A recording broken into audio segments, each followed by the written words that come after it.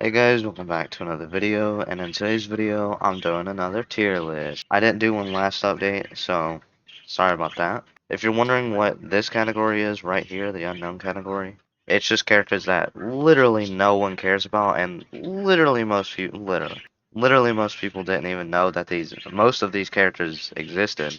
All of these ones, still half of them aren't relevant, but it's characters that you might accidentally get and wonder if you should use them. So yeah, let's go ahead and start. First off, we got Aizen, B tier. He came out, was a huge disappointment. Everybody thought he was going to be really good, including me. Next up, we got Boros, starting off, well, pretty much starting off with an S tier character. He goes very fast in dimensions, has extremely high damage in raid.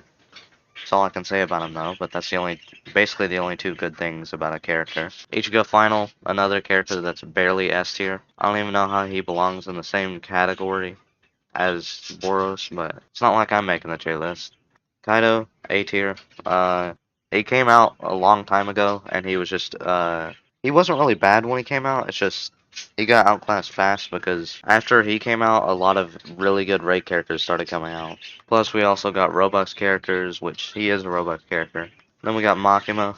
Makima is also A tier. She came out almost a year ago now. Then we got Muichiro, he has mediocre damage and raid, still decent, but he's really slow in dimensions. Then we got Odin, which I'm gonna put him in S plus. He's basically like a better version of Boros. Odin has some of the highest damage in raid. He is really fast in dimensions. He's also one of the best characters at boss rush. Ryuko, no one really cares. Shadow Monarch, I'm gonna go with the unawakened one first. I'm gonna put him just like a little bit above Muichiro because Shadow Monarch is still the fastest in dimensions, but he's not really that strong in raid. And then we got the awakened version. It's the same thing, but it's a little bit stronger in raid and a little bit faster in dimensions. Tatsumaki, after her buff, I'm going to put her above Shadow Monarch. She does more damage than Awakened Shadow Monarch, but Awakened Shadow Monarch is way faster in dimensions. Then we got Yor, basically just Kaido.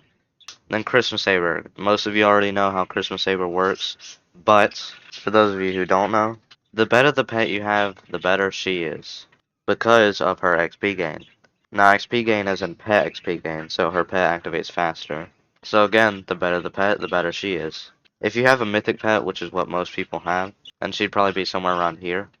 But if you have the divine pet, which is what still a lot of people have, she would be up here. But I test most of these characters with divine pet anyways, so I am going to put her up here. Next up, we got Milim. Milim is also, it works the same way as Christmas Saber. It's just, Christmas Saber is actually really good at dimensions and really good at boss rush and stuff like that. Milim, hmm, she not really good at that kind of stuff, but man, she's pretty good at boss rush, but she's not good at dimensions at all. But if you had Divine Pet, I would still probably put her in S tier just because she puts out good damage. And then we got Nezuko, another B tier character that no one cares about. Alice, basically just D tier. Shadow Esper, what are you doing here? Broly, Gilgamesh, they're just, I don't know why I keep saying basically a lot. And let me just put it in basic terms. Tokushibo, another character that's in B tier. Esper, A tier. Asta, finally, we're getting to interesting characters. I would definitely put Asta in A tier, probably somewhere around here or here. Actually, yeah, I'd probably put Asta just barely below Shadow Monarch, just because of Shadow Monarch's dimension times. Asta does have really good dimension times, though. He has insane damage and raid. Actually, no, I'll put Asta above. Garo, I'm gonna put normal Garo right here, but awakened right here. Probably the most mid character that's ever came out. He is built for time challenge, like all his moves are perfect for time challenge. But other than that, he's pretty fast in dimensions. But he's also, he has mid damage and raid. Literally the definition of a mid character. Then we got Deku. Need to retest him so badly. Because I tested him one time, never played with him again. I never used him again. So it's hard to tell how good he is. But I think he's still somewhere around A tier. Demon Lord Rimmer, Chainsaw Man, Dio. Let's go. That's cool. Now it's not the Dio you've been waiting for on this tier list, but I'm gonna put Dio right there. Actually, I'm probably gonna move him up a little bit.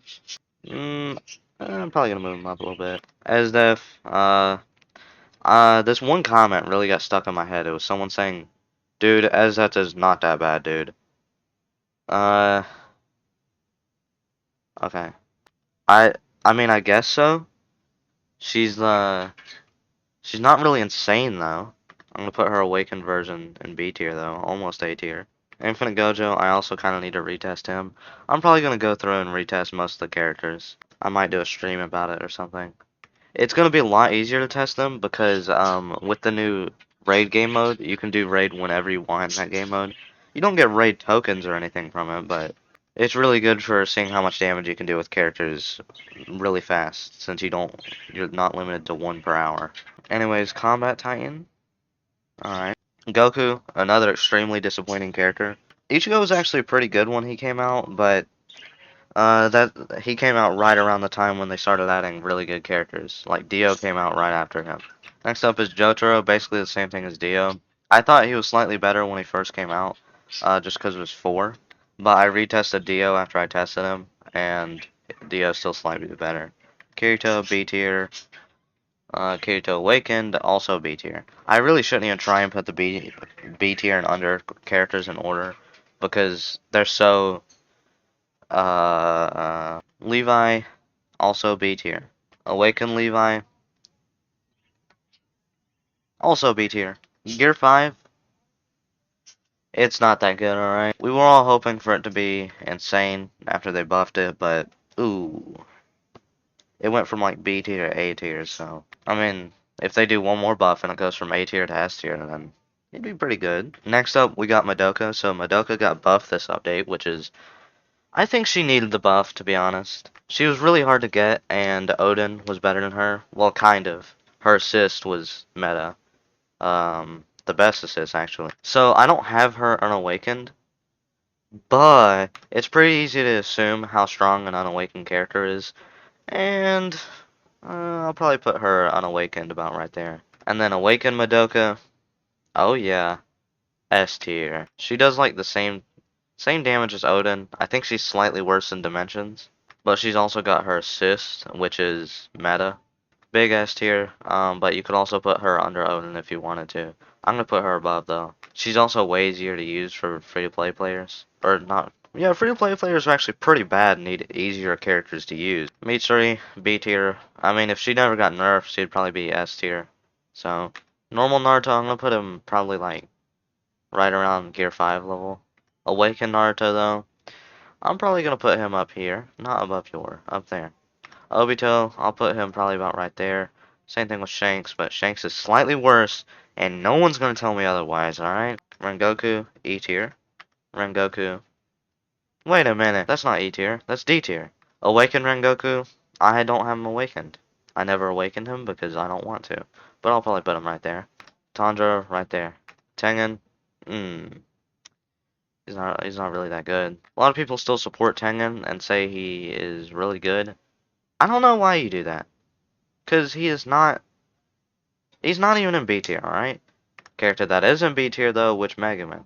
Good for time challenge, which we already have more characters that are better for time challenge than her now, but she's oh, I forgot why she was good. I remember her doing decent damage in raid though. I don't remember how good she was in dimensions, but this is where I ranked her last time, so. Yoriichi, Awaken Yoriichi, Primordial, Gojo. I don't know where to put Gojo, honestly. He's like Muichiro, where he's good in raid, but good, terrible in dimensions, but he is way worse. He's worse in raid, and a lot worse in dimensions than Muichiro. I'll probably put him like right there. Power, I'll put her right there. Speed, huh?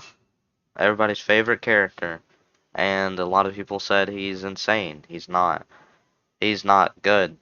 Next up, we got Yamato. I don't know, I keep saying I'm gonna test her and then I don't test her. But I'll test her next time, alright? Next up, we got Dark Deku, which is, he's pretty good. He's almost as good as Asta, but I don't think I'll put him above Shadow Monarch. Actually, no, I will. He's decently close to Asta's level, though. Now we have Unawakened Dio. So, I've never tested Unawakened Dio because I don't have anyone's account that has an Unawakened Dio. And I don't have Dio, so I'll get him soon, though, I swear. Now, a slight thing with Dio is I can't fully compare him to like someone like Christmas Saber, with Divine Pet, where she has the highest damage in raid, because the person's account I tested them on, doesn't have Christmas Saber, so it's kind of hard to tell. So I test Christmas Saber on my account and Dio on their account. But Unawakened Dio, I'll probably put him. Uh, Oopsies. I'll probably put Unawakened Dio right there. Just because of how OP Dio's Awakening is. Dio's Awakening gives, I think, all of his skills 50% damage for 30 seconds. Let me check. I don't remember how long it is, but I know it's 50% damage. 50% skill damage for 30 seconds, yeah. So his Awakening version, I'm going to put it above Christmas Saber. He's basically Madoka, but better. You could also say he's under. I haven't been able to do the full testing yet because of the reason I stated earlier. The person's account I'm testing it on does not have Awakening or Christmas Saber. Christmas Saber doesn't have an Awakening. So I'm not completely sure if he does more damage than Christmas Saber. I think he might do a little bit more, but I do that every tier list. Just randomly start coughing like I'm about to die. I think Dio might do slightly more damage, but a few other people were saying that Dio does less, but it's kind of hard to tell. I think Christmas Saber may be slightly faster in dimensions. Dio is better in raid though, but Dio also has his assist, which I'm not sure if it's better than Madoka's yet. I still gotta test that. I'll make sure to test it in the assist tier list, obviously. Their assists both do the same thing, but I don't know which one has more DPS. It's probably Madoka's since she's been buffed 2 times. But you kind of alternate between the two. But Christmas Saber, you need the Divine Pet for her to be good. I'll try to do some more accurate tests tomorrow because I gotta wait till I get Dio with Celestial. And then once I do, I'll be able to do a ton of testing. Because then I don't have to get on someone else's account, and then I don't have to swap accounts just to test 2 different characters. But yeah, for now, you can alternate between the two. If I find out which one's better, which I will, then just check the comments. I'll comment it on there as soon as I see who's better. I think Christmas Saber still may be better, though. I'd love to see Dio get a buff, though, because I feel like he should still be a little bit better. Again, Christmas Saber wasn't actually intended to be this good. I think they should just nerf Christmas Saber, and then they don't have to buff Dio. Alright, next up we got Endeavor. I said Endeavor's better in a video, but I changed my mind. Endeavor should do a little bit more damage in Raid. And once he gets Celestial Trait, he should be doing almost as fast runs as Odin does in Boss Rush. Their big difference is dimensions. A good run for Endeavor would be like 135, and a good run for Odin would be like around 120 or 125. So pretty big difference there in dimensions. Endeavor does do basically the same damage as Odin, even though Endeavor only has Slayer trait when I tested him. I actually did pretty bad with Endeavor. I'm not even gonna lie, I did pretty bad. I messed up the combo like 5 or 6 different times. So I think I could get the same damage with Odin, or with... they can do the same damage, even though Endeavor has Slayer trait. By the way, I did test with Odin on the same account I used Endeavor on, and I did 23 billion with Endeavor and 21 billion, or 23 billion with Odin and 21 billion with Endeavor. So if I had a good run with Endeavor, it'd be 22 or 23 billion, maybe 24 billion. But for now, I'm gonna yell at little people right now. Goodbye.